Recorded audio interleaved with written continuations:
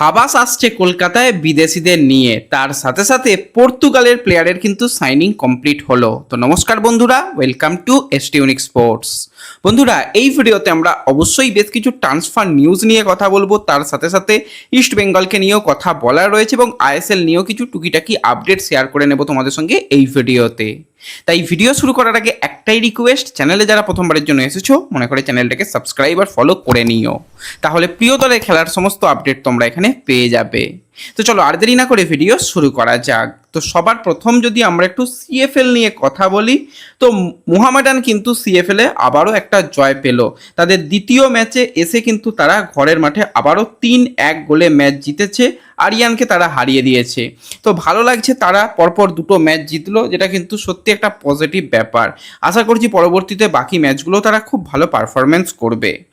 এরপর যদি আমরা একটুখানি কথা বলি ট্রান্সফার নিউজ নিয়ে, তো এই মুহূর্তে ট্রান্সফার মার্কেটে কিন্তু জাস্ট জমে গেছে সেটুকু বলতে হয়। প্রত্যেকটা দল অ্যাক্টিভ রয়েছে এবং এতটাই অ্যাক্টিভ রয়েছে, একটা দল তাদের সমস্ত বিদেশি প্লেয়ারদেরই ছেড়ে দিয়েছে। তো সেই দলটা হচ্ছে চেন্নাইন এফসি। তো চেন্নাইন এফসির যদি কথা বলি, তারা কিন্তু এবছর একটা ভালো দল গঠন করতে চাইছে। বেশ কিছু কোয়ালিটি ইন্ডিয়ান প্লেয়ারকে তারা অলরেডি সাইন করেছে। বিদেশির ক্ষেত্রেও কিন্তু যথেষ্ট ভালো মানের বিদেশি আনার তারা চেষ্টা চালাচ্ছে এবং কিছু বিদেশি নাকি সাইনিং হয়েও গেছে সেরকম শোনা যাচ্ছে। তো চেন্নাইন এফসি যদি আমরা বিদেশি প্লেয়ারদের মধ্যে কথা বলি, তো চেন্নাইন এফসির ডিফেন্স সামলাতে আমরা দেখেছিলাম সেক্ষেত্রে এলসিনোকে, এবং এলসিনো ব্রাজিলিয়ান 35 বছর বয়সী প্লেয়ারের শেষের দিকে এসিএল ইঞ্জুরি হয়ে যায় এবং সে খেলতে পারেনি, আর নতুন করে তার সাথে কন্ট্রাক্ট করেনি, তাকে কিন্তু ছেড়ে দেওয়া হয়েছে। এবং তার সাথে সাথে আরও এক ব্রাজিলিয়ান ডিফেন্ডার ছিল এডুয়ার্ডো কাও, খুবই ভালো লেগেছিল তার খেলা, কিছু ম্যাচে যথেষ্ট ইমপ্রেসিভ পারফরমেন্স করেছিল, তারও কন্ট্রাক্ট শেষ, তাকে কিন্তু থ্যাংক ইউ জানানো হয়েছে। মিডফিল্ড প্লেয়ার হিসাবে মোহাম্মদ আলী বেমামার, মরক্কোর ডিফেন্সিভ মিডফিল্ডার, নর্থ ইস্টের পর চেন্নাইন এফসিতেও খুবই ভালো খেলেছে এবং তাকেও কিন্তু ছেড়ে দেওয়া হয়েছে এবং খুব সম্ভবত মোহাম্মদ আলী বেমামার তার ফুটবল কেরিয়ার থেকে এবার রিটায়ারমেন্ট নিতে চলেছে। অ্যাটাকিং মিডফিল্ড পজিশনে স্প্যানিশ প্লেয়ার অ্যালবার্টো নাগুয়েরা, তার অনেক দলে খেলার অভিজ্ঞতা রয়েছে, FC Goa, Mumbai city FC, Bengaluru, শেষে চেন্নাইন এফসিতেও তার জার্নি এখানেই শেষ হলো, তাকেও কিন্তু ছেড়ে দেওয়া হয়েছে। এবং লর্ড সেই প্লেয়ার ড্যানিয়াল চিমাচুকু, 35 বছর বয়সী এই নাইজেরিয়ান প্লেয়ারকেও কিন্তু এবার থ্যাংক ইউ জানানো হয়েছে। অতীতে ইস্টবেঙ্গল জামশেদপুরের হয়ে খেলার পর চেন্নাইন এফসিতে এসে তার কিন্তু এখানেই কন্ট্রাক্ট শেষ, তাকেও কিন্তু ছেড়ে দেওয়া হয়েছে। তো সমস্ত বিদেশি প্লেয়ারদের ছেড়ে দিয়েছে এবং তোমাদের যেরকম বললাম, তারা বেশ কিছু বিদেশিকে সাইনিং করেই নিয়েছে এবং তার মধ্যে তোমাদের গতকালই যে প্লেয়ারকে নিয়ে জানিয়েছিলাম তার কিন্তু এবার অফিসিয়াল কনফার্মেশনও এসে গেল। তো সেই প্লেয়ার হচ্ছে 35 বছর বয়সী পর্তুগালের সেন্টার ব্যাক পজিশনের প্লেয়ার নুনো রেইস, যাকে আমরা কিন্তু মোহনবাগান সুপার জায়েন্টে দেখেছিলাম লাস্ট ইয়ার। মুম্বাই সিটি এফসিতে নো ডাউট ভালো খেলেছে। বর্তমানে ট্রান্সফার মার্কেট অনুযায়ী এই নুনো রেইসের মার্কেট ভ্যালু রয়েছে মাত্র 40 লক্ষ টাকা। তো ফ্রি প্লেয়ার হিসাবে কিন্তু নুনো রেইসকে এবার চেন্নাইন এফসি তাদের দলে চূড়ান্ত করে ফেললো এবং তাদের দলের জন্য এটা একটা বেস্ট ডিল হয়েছে বলতেই হয়। এবং তার যথেষ্ট ভালো খেলার অভিজ্ঞতা রয়েছে এ লিগে এবং আইএসএলও যেটুকু দেখলাম খুবই ভালো লেগেছে, ইমপ্রেসিভ পারফরমেন্সই ছিল এবং তাকে কিন্তু এবার আমরা চেন্নাইন এফসির জার্সি গায়ে খেলতে দেখব। তো চেন্নাইন এফসিকে নিয়েই যখন কথা বলছি, চেন্নাইন এফসি কিন্তু কথাবার্তা তারা চালাচ্ছে। ইস্ট বেঙ্গলের প্লেয়ার কন্ট্রাক্ট শেষ হয়ে গেছে, যদিও থ্যাংক ইউ এখনও পোস্ট আসেনি নন্দকুমারের সঙ্গে এখনও ইস্টবেঙ্গল ম্যানেজমেন্ট কথাবার্তা চূড়ান্ত করেনি। নন্দর যেটা স্যালারি ডিম্যান্ড সেটা অনেকটাই বেশি এবং সেক্ষেত্রে যদি নন্দকে শেষ পর্যন্ত ম্যানেজমেন্ট চায় যে না রাখবো না, তাহলে কিন্তু নন্দ সেক্ষেত্রে চেন্নাইন এফসিতে আসতে পারে, সম্ভাবনা অনেক অনেক অংশ বেশি চেন্নাইন এফসিতে নন্দকুমারের আশা। হ্যাঁ, কথাবার্তা চলছে, ইস্টবেঙ্গল বলতে গেলে কথাবার্তা এখন অনেকটাই কমিয়ে এনেছে। যে কোনো মুহূর্তে আবার নেগোসিয়েশন করে যদি বলে হাবাস যে না আমার নন্দকে লাগবে, তো আনতে পারে, কিন্তু আমার যেটা মনে হচ্ছে তার চেন্নাইন এফসিতে যাওয়ার সম্ভাবনা অনেক অনেক অংশ বেশি। এবং আরও একজন বাঙালি প্লেয়ারকে নিয়ে যদি আমরা কথা বলি, সেটা হচ্ছে 23 বছর বয়সী আমাদের বাঙালি সেন্টার ব্যাক পজিশনের প্লেয়ার দীপেন্দু বিশ্বাস।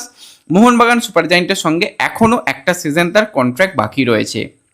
দীপেন্দুর ক্ষেত্রে যেটা ব্যাপার, সে হচ্ছে মূলত একদম বেঞ্চ প্লেয়ার হয়ে গেছে, তাকে খেলার জায়গা বলতে তার সিএফএল ছাড়া খেলার খুব একটা জায়গা নেই। দীপেন্দু চাইছে গেম টাইম এবং সে নিজে বেরিয়ে যেতে চায়। ম্যানেজমেন্ট তাকে ছেড়ে দিতেও রাজি রয়েছে, কোনো রকম অসুবিধা নেই। লোন দিলে কিছু দল কথাবার্তা বলছে, কারণ এবছরে প্রত্যেকটা দলেরই বাজেট ইস্যু, তো সেক্ষেত্রে লোন দিলে যদি কিছু দল শেষ পর্যন্ত নেগোসিয়েশন করে নিতে পারে তাহলে তার কিন্তু বেরিয়ে যাওয়ার সম্ভাবনা রয়েছে। তা না হলে যদি তাকে পার্মানেন্ট ডিলেও ছেড়ে দেয় খুব একটা খারাপ হবে না। দীপেন্দুর কাছে already north east Chennaiyin FC এবং আরও একটি আইএসএল ক্লাবের অফার রয়েছে।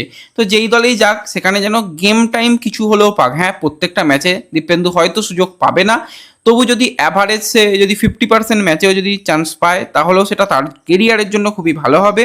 তো দীপেন্দুরও একটা বেরিয়ে যাওয়ার প্রবলতম সম্ভাবনা তৈরি হয়েছে বলেই শোনা যাচ্ছে। তো এরপর যদি আমরা সরাসরি ইস্ট বেঙ্গলের দিকে চলে আসি, ইস্ট বেঙ্গল কিন্তু তাদের অনুশীলন চালাচ্ছে এবং সমস্ত প্লেয়ারই বলতে গেলে তাদের যাদের সাথে কন্ট্রাক্ট হয়েছে নতুন করে ইন্ডিয়ান প্লেয়ার সবাই এসে গেছে। শুধুমাত্র সৌভিক চক্রবর্তী পারিবারিক কারণে সে দেশের বাইরে রয়েছে, তার আসতে কয়েকটা দিন সময় লাগবে, হয়তো ডুরান্ড কাপের শুরু হওয়ার আগেই চলে আসার সম্ভাবনা রয়েছে। তো সৌভিক দা এখন আসতে পারছে না। নাওরে মহেশ সিংকে নিয়ে অনেকে জানতে চাইছিলে। মহেশের তো এসিএল ইঞ্জুরি তোমরা জানো, সে মূলত এখন রিকভারি সেশনের মধ্যে দিয়ে যাচ্ছে, তার ডুরান্ড কাপ খেলার কোনো রকম সম্ভাবনা নেই। আইএসএল যদি সেপ্টেম্বর থেকে হয় তার ফিরতে ফিরতে নভেম্বর হয়ে যাবে বা ডিসেম্বর হয়ে যাবে। তার আইএসএল এর প্রথমের দিকেও কিন্তু অনেকগুলো ম্যাচ সে মিস করতে পারে। তো নাওরে মহেশ সিং কিছুদিন বাদে যদি মনে করে কোচ, তো তাকে কিন্তু নিয়ে আসতে পারে, রিকভারি করতে পারে, হালকা অনুশীলন সে মূলত তার রিকভারি এসিএল এর পরে যেটা রিকভারি হয় সেই রিকভারি সেশন সে চালাতে পারে, কিন্তু তার খেলার কোনো রকম সম্ভাবনার জায়গা তো আপাতত নেই, সেটুকুই বোঝা যাচ্ছে।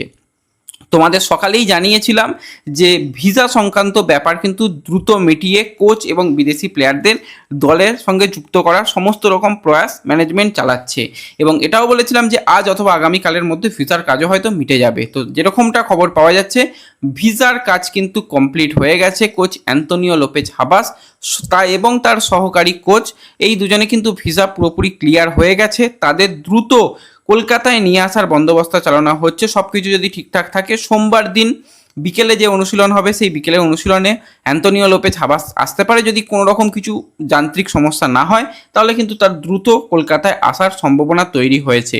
তো হাবাসকে তো লাগবেই, কারণ বারবারই বলছিলাম দল এই মুহূর্তে হালকা অনুশীলন করছে, আজকে বল পায়েও অনুশীলন করছে, কিন্তু প্রথম ম্যাচ ডার্বি, তার আগে সিচুয়েশান প্র্যাকটিস করতে হবে এবং কী রকম প্লেয়িং 11 হবে সেই প্র্যাকটিস করতে হবে। অলরেডি 4 বিদেশি প্লেয়ারের নাম আমরা জানতে পেরে গেছি, সেই অনুযায়ী কী পরিকল্পনা হবে সেটা করতে হবে। সেই জন্যই কিন্তু হাবাসকে দ্রুত নিয়ে আসার চিন্তাভাবনা চলছে। এবং আরও একটি বিষয় তোমাদের সঙ্গে শেয়ার করে রাখি, শুধু হাবাস এবং তার সহকারী কোচ আসছে সেরকম নয়, অন্তত 2 থেকে 3 জন বিদেশিকেও কিন্তু সোম মঙ্গল বুধের মধ্যেই কিন্তু নিয়ে আসার সমস্ত রকম প্রচেষ্টা চলছে। তাদের ক্লিয়ারেন্স হয়তো আগামীকাল বেশ কয়েকজনের এসে যাবে। রাশিদের তো এসে যাওয়া উচিত, রাশিদের এসে গেলে বা যদি এফিয়ংয়েরও এসে যায় তারা কিন্তু চলে আসতে পারে, এবং যে স্প্যানিশ প্লেয়ার নাচো তারাও কিন্তু এসে যেতে পারে। তো সেক্ষেত্রে যদি 2-3 জন বিদেশি প্লেয়ারও দলের সঙ্গে যোগদান করে খুব তাড়াতাড়ি তাহলে কিন্তু খুবই ভালো হবে সেটা দলের জন্য। প্রত্যেকে প্র্যাকটিসের মধ্যে রয়েছে ঠিক আছে, কিন্তু দলের সঙ্গে মানিয়ে নিতেও একটু সময় দিতে হবে। নতুন সিজন শুরু হচ্ছে, প্রথম ম্যাচ সবসময় কঠিন ম্যাচ, তার উপর ভাই ডার্বি ম্যাচ। তো চেষ্টা চালানো হচ্ছে, তারাও যদি এসে যায় তো খুবই ভালো হবে। তো সব মিলিয়ে মিশিয়ে কিন্তু ইস্টবেঙ্গল প্রস্তুতি যথেষ্ট ভালো নিচ্ছে। অপরদিকে মোহনবাগানও প্রস্তুতি নিচ্ছে। মোহনবাগানের সমস্ত বিদেশি প্লেয়ারের ভিসার জন্য অ্যাপ্লাই করে দেওয়া হয়েছে, সেটাও হয়তো খুব তাড়াতাড়ি মিটে গিয়ে তারাও কিন্তু আস্তে আস্তে দলের সঙ্গে যুক্ত হবে। তো তাদের খবরও পুরোপুরি এসে গেলে তোমাদের সঙ্গে শেয়ার করে দেবো। তো এই ভিডিওতে এই আপডেটগুলোই শেয়ার করার ছিল। ভিডিও ভালো লাগলে লাইক শেয়ার করে দিও, চ্যানেলে প্রথমবারের জন্য এলে সাবস্ক্রাইব আর ফলো করে নিও। দেখা হবে পরবর্তী ভিডিওতে, ধন্যবাদ।